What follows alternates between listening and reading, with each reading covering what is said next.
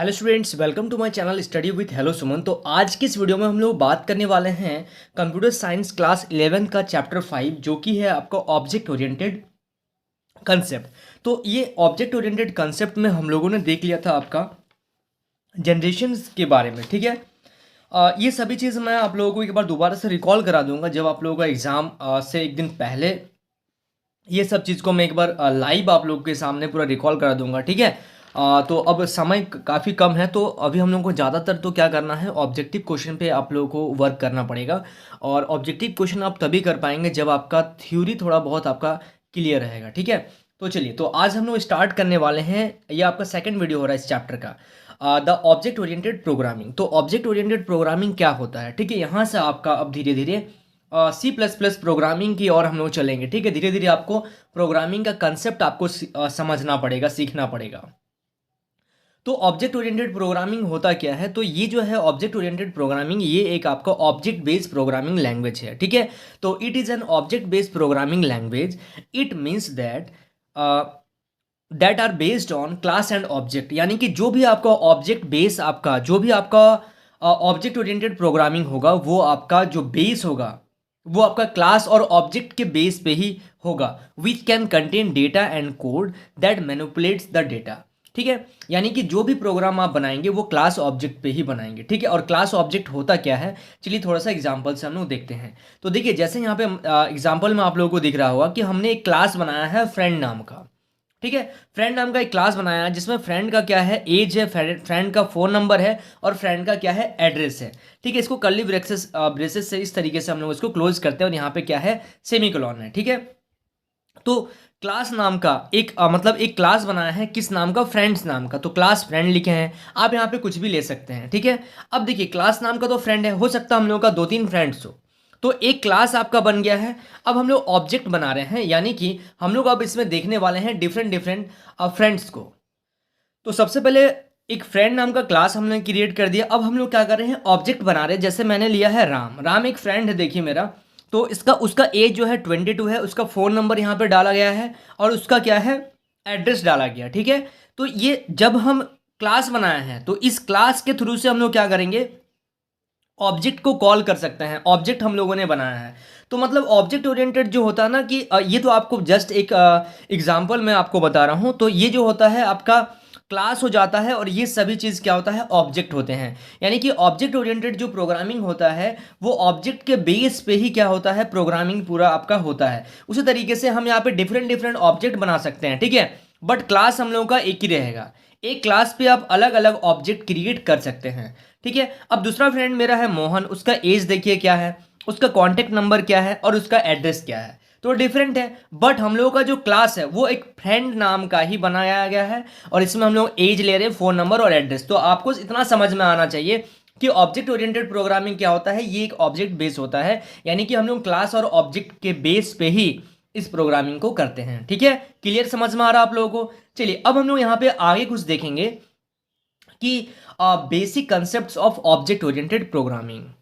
तो अब हम लोग देखते हैं बेसिक कंसेप्ट ऑफ उप्स, यानी कि OOP का मतलब होता है ऑब्जेक्ट ओरिएंटेड प्रोग्रामिंग।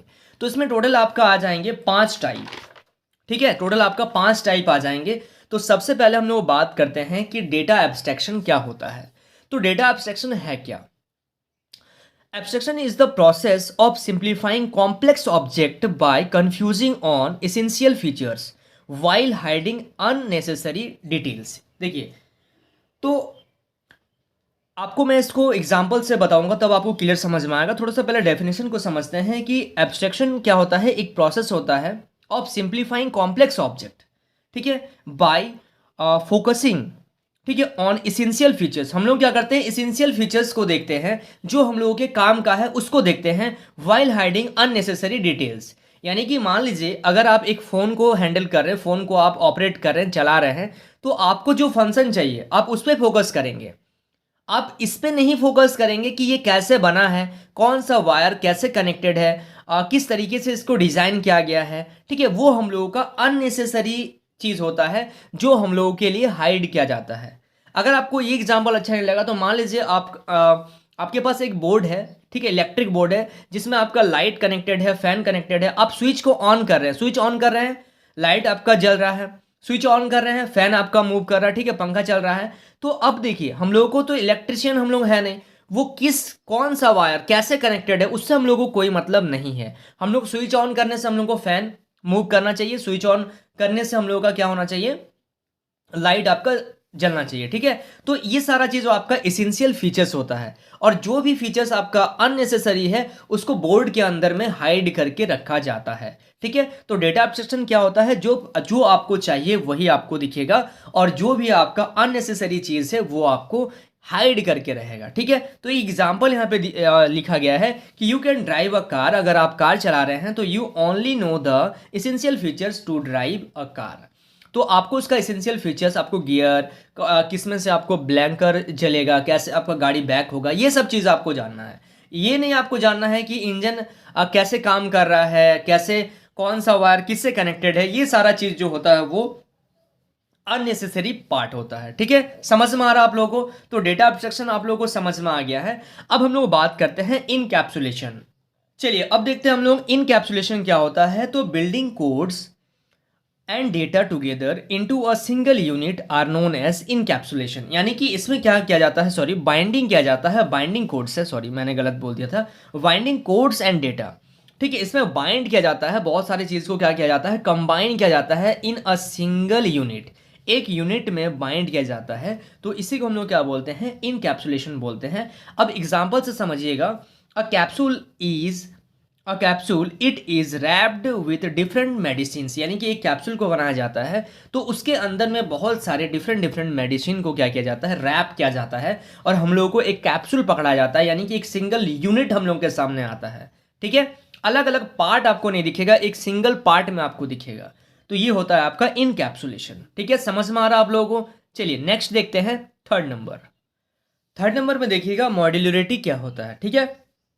तो modularity refers to the extent to which a software may be divided into smaller module. यानी कि एक बड़ा सा मॉड्यूल को क्या किया जाता है, आपका अलग अलग पार्ट में डिवाइड किया जाता है, छोटा छोटा पार्ट में उसको क्या किया जाता है, डिवाइड किया जाता है। एक बड़ा सा पार्ट को छोटे छोटे पार्ट में डिवाइड किया जाता है, उसको क्या बोला जाता है, मॉड्यूलरिटी बोला जाता है। जैसे अगर हम लोग देखेंगे व्हीकल्स के बारे में अगर देखेंगे तो यहाँ पे ऑटोमोबाइल है और यहाँ पे पुल्ड व्हीकल्स है। तो इसमें से अगर हम लोग क्या करते हैं, जो भी आपका वाहन है व्हीकल्स है उसको हम लोग पार्ट में बांट रहे हैं। एक हो गया आपका ऑटोमोबाइल में आपका आ रहा है कार और बस, लेकिन पुल्ड वाला में क्या आ रहा है आपका कार्ट और रिक्शा आ रहा। तो एक ही चीज को हम लोगों ने अलग अलग पार्ट में क्या कर दिया, ब्रेक कर दिया। तो इसी को क्या बोलते हैं हम लोग, मॉड्यूलरिटी बोलते हैं, ठीक है। आप लोगों को समझ में आ रहा है? चलिए एंड देखेंगे फोर नंबर में है आपका इनहेरिटेंस। बहुत इंपॉर्टेंट है, क्लास 12 में भी बहुत हेल्प करेगा आप लोगों के लिए, ठीक है। इसका बहुत सारा टाइप भी है, बट आप लोगों को अभी इंट्रोडक्शन है, क्योंकि इसमें बेसिक आप लोगों को खाली जानना है। तो आप लोग अब बेसिक जानिए, उसके बाद जब हम लोग क्लास 12 में आएंगे तो आप लोगों को इसका टाइप के बारे में भी पूरा डिस्कस हम लोग करेंगे, ठीक है। चलिए इनहेरिटेंस क्या होता है। Inheritance is a mechanism in which one class inherit the property of other class is known as inheritance. तो यहां तक आप लोगों को समझ में आ रहा होगा कि इनहेरिटेंस क्या होता है। इनहेरिटेंस एक मैकेनिज्म है जिसमें क्या करते हैं, वन क्लास, एक क्लास से हम लोग क्या करते हैं, इनहेरिट करते हैं उसके प्रॉपर्टीज को of the other class is known as inheritance. In other word, we can say that when one class access the property of other class is called inheritance. मान लीजिए, अब इसका एग्जांपल से मैं आपको समझा रहा हूं। इसमें बोला गया है कि हम लोग ये जान सकते हैं कि एक क्लास अगर दूसरे क्लास के प्रॉपर्टी को क्या कर रहा है, यूज कर रहा है, ठीक है। तो इसी को हम लोग क्या बोलेंगे, एक्सेस कर रहा है। तो इसी को हम लोग बोलेंगे आपका इनहेरिटेंस। यानी कि अगर एग्जांपल से मैं आपको बताऊं, सपोज कीजिए कि आपका फादर का जो प्रॉपर्टी है वो आगे चल के आपका आएगा, आप उसको हैंडल करेंगे, उस प्रॉपर्टी को, जो भी इस प्रॉपर्टी में है उसका आपके फादर के नाम में है। बट एक समय ऐसा आएगा जब उसको आप क्या करेंगे, आपके फादर का जो प्रॉपर्टी है उसको आप हैंडल करेंगे। बात समझ रहे हैं ना? तो उसको हम लोग क्या बोलते हैं, इनहेरिटेंस बोलते हैं, ठीक है। यानी कि आपके फादर का प्रॉपर्टी को आप क्या कर रहे हैं, एक्सेस कर रहे हैं। आपके फादर का बाइक को आप चला रहे हैं, यानी कि ये आप क्या कर रहे हैं, एक्सेस कर रहे हैं, उनकी प्रॉपर्टी को आप एक्सेस कर रहे हैं, ठीक है। तो one class access the properties of other class is called inheritance. Clear, समझ में आ रहा है आप लोगों को यहां तक? चलिए लास्ट है आपका पॉलीमॉर्फिज्म।